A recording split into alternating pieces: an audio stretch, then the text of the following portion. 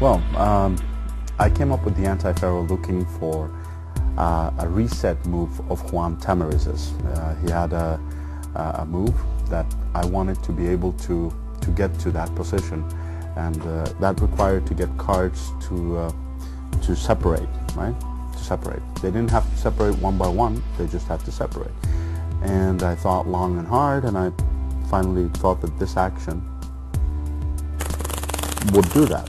And I wasn't looking for a perfect one. But after using it for a few months, I realized, hey, I'm getting actually half of the deck going one by one by one by one in the middle. And I thought, wow, that's amazing.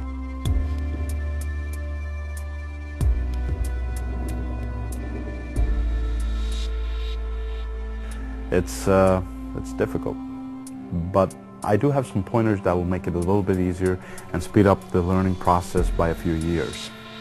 So again, if you look here and I separate, there's just one mistake at that end, and we have all the cards separated. If the Anti-Faro didn't have to be 100% perfect, there'd be a lot more applications for it. And some people are working just on that it's enough if you get like 2/3 of the deck. Like my triumph. Right. It doesn't make any sense. You might as well do so many other triumphs, but it's very, very interesting.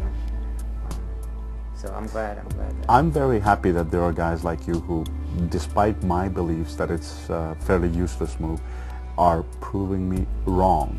That's very, very nice. I mean, it's I just came up with it. I didn't see the potential of it, but it's very nice to see that there are guys out there who are willing to not only put their time and effort into it, but find it pleasant and come up with applications. Yeah, that's great. So that's a nice lesson for all the move monkeys out there that say, you know, this is pointless. Maybe you can't find the point for it, but someone will, you know. That's a very good point. I decided to actually come up with some tricks that didn't require you to do a perfect Anti-Faro, but use the Anti-Faro almost as a part of the effect. So the idea of being able to unshuffle cards with this type of technique.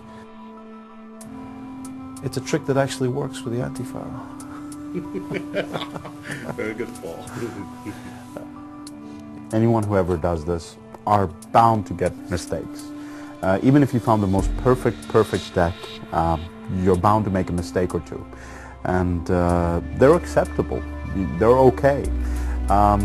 If you know how you're going to correct them. For instance, compared to the Faro shuffle, if you make a mistake, you're going to have to take the cards back out and shuffle again. But in the Anti-Faro, you can actually have the mistakes and then do the corrections. At the same time doing this and the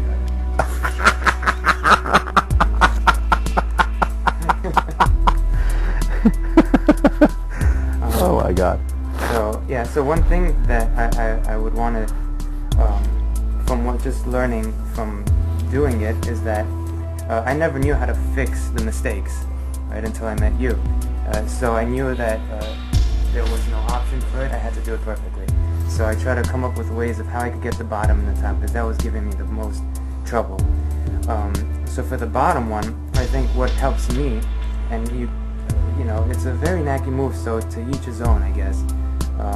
But what helped me